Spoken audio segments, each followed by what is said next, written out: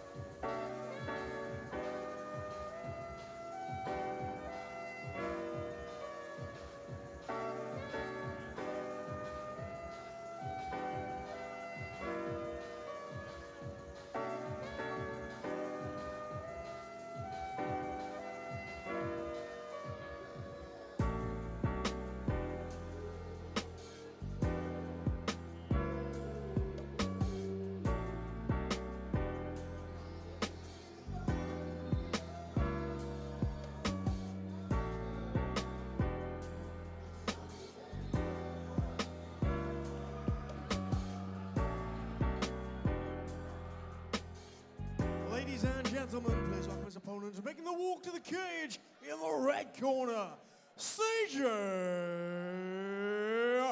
Buchanan.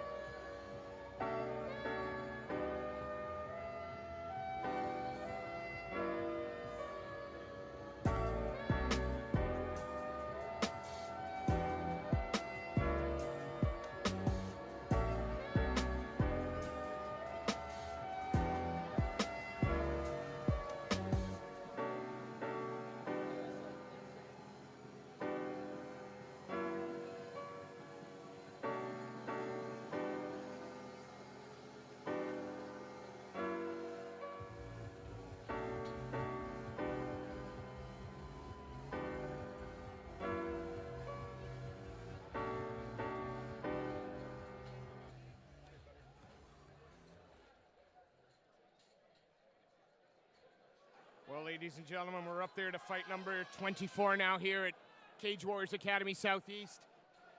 CJ Buchanan facing Camille Shalansky. Camille Shalansky fighting out of the blue corner. The Pitbull shorts he's taken. And here we go.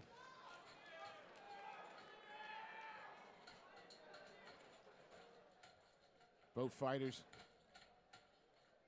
just controlling that center of the cage, looking to find their range and rhythm. Lots of movement out of Buchanan now. Oh, low kick and big swing from CJ. Forced into the corner now. Working that body lock. Oh, and succeeds in the takedown. Tentative is not the right word. A measured start. And now the man in the blue corner on top. It seemed like it was a feeling out process. Maybe trying to find range, or even better yet, trying to figure out how I'm going to impose my will. Absolutely. And working from inside the closed guard, and it looks like he's trying to bring that guard up high.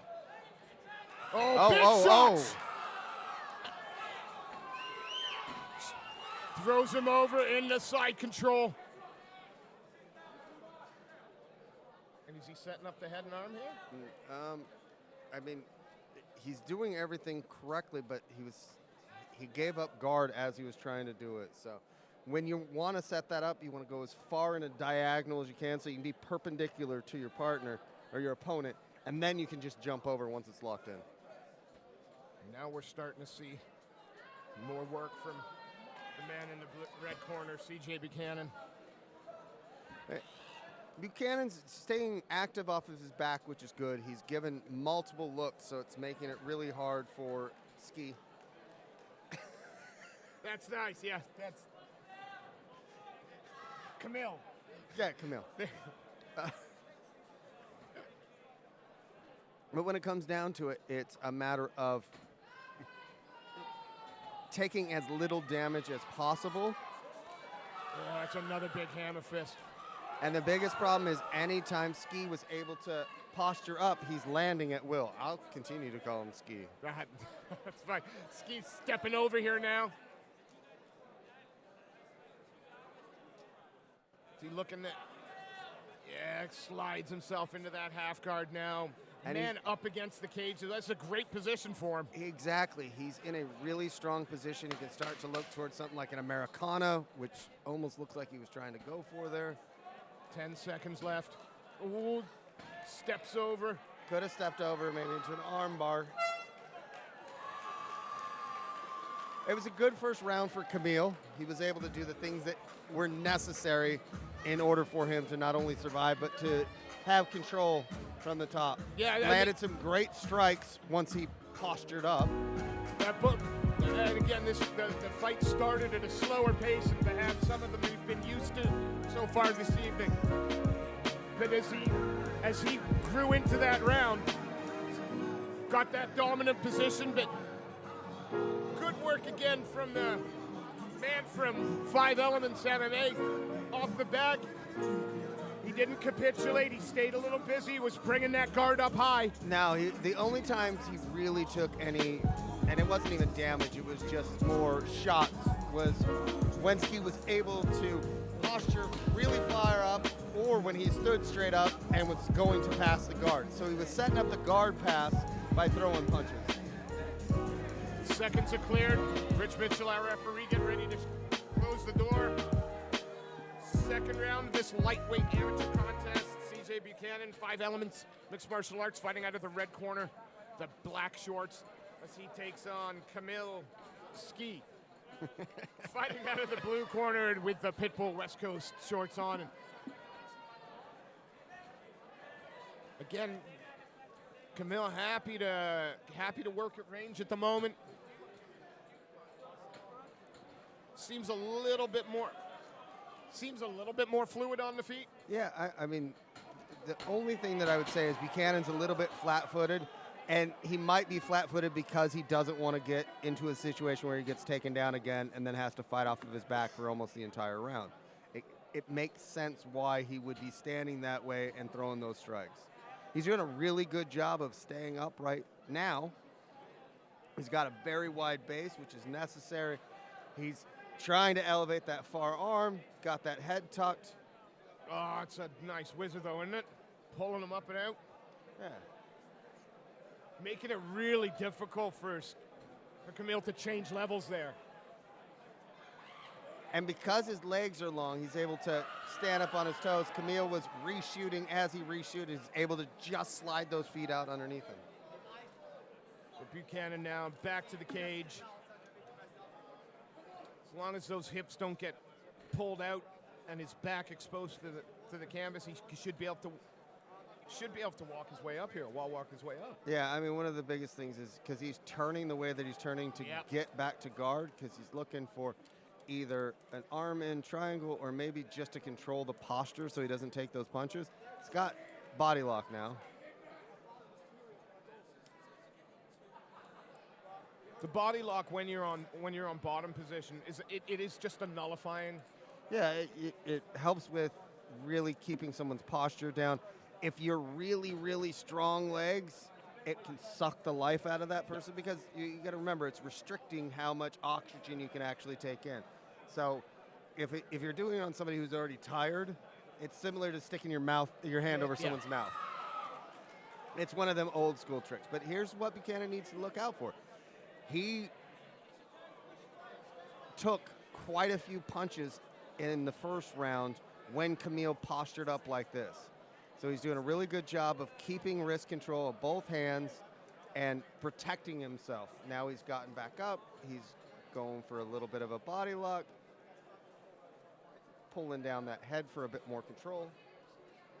But again, Ski finding a way to get a little bit of posture. And, you know, a fight like this, round spent with your back to the cage, you back on the mat. Although not a lot of damage been done, not a lot of it's control. Hey!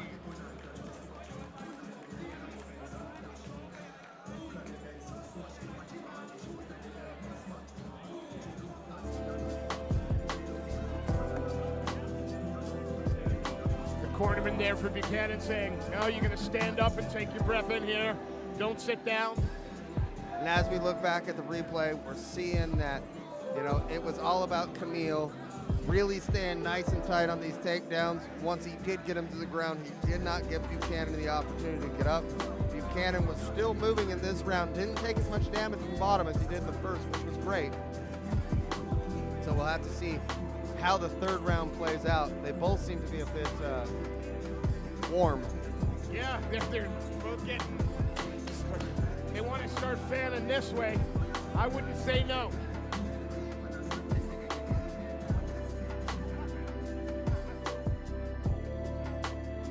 Round 3 here in this amateur lightweight competition. CJ Buchanan in the red corner, some black compression shorts as he takes on Camille Ski, fighting out of the blue corner in the pitbull shorts. I'll have to apologize to him after the fight. Exactly.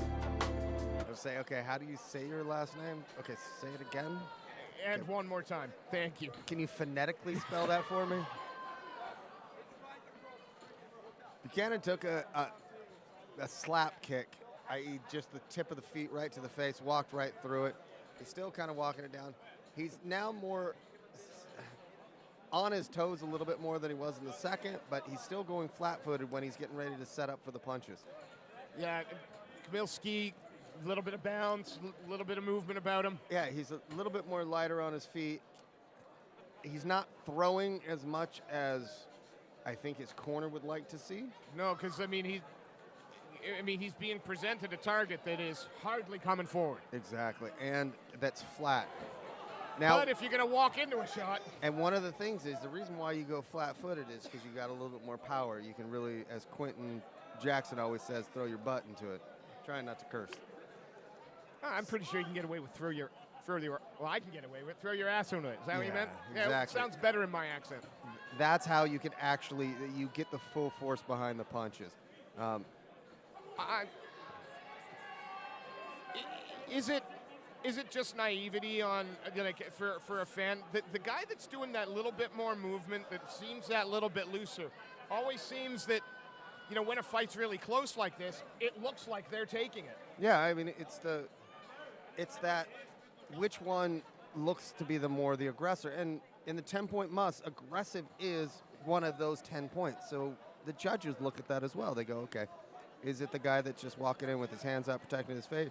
Or is it the guy that's actually trying to set up angles, trying to set up shots? When he's throwing punches, he's going in and out. He's actually working it.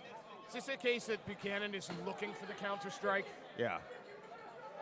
He's waiting for Camille to make a mistake, and when he does, he's looking to throw that either hard, straight left or that deep right. And how's that got to play into Camille's mind, man? Because if he comes charging in, you're playing into your opponent's hand. But if your opponent isn't going to engage with you, and the referee's saying action, and the crowd starts to boo. Yeah. Hey, to be honest, I don't think people ever hear anything inside the cage. You just can't. I've heard fighters say, "Oh yeah, I heard." I was like, "You didn't hear anything," because if you heard anything, you would have actually done what I told you. 10 seconds left in. Oh, good Lord! Oh, with seconds left. Where was that 2 minutes ago? Where was that 3 minutes ago? I mean, a lot of it could have been he was going for that Hail Mary. I'm just going to leap in. I'm going to throw that, punch to try and end it. I mean, that was the antithesis of a counter-fighter to finish that round. Yeah. Well, we've got another decision to wait on, and while we wait for our judges, let's give a quick shout-out to Whip Street Motors. scrap metal, and vehicle recyclers. You can reach your peak. Go to rypofficial.com. Riva Wood-Fired Pizzas, wood-fired pizza for any occasion. And of course, longtime sponsor and friend of Cage Warriors Southeast Academy, Fisk Fire Group.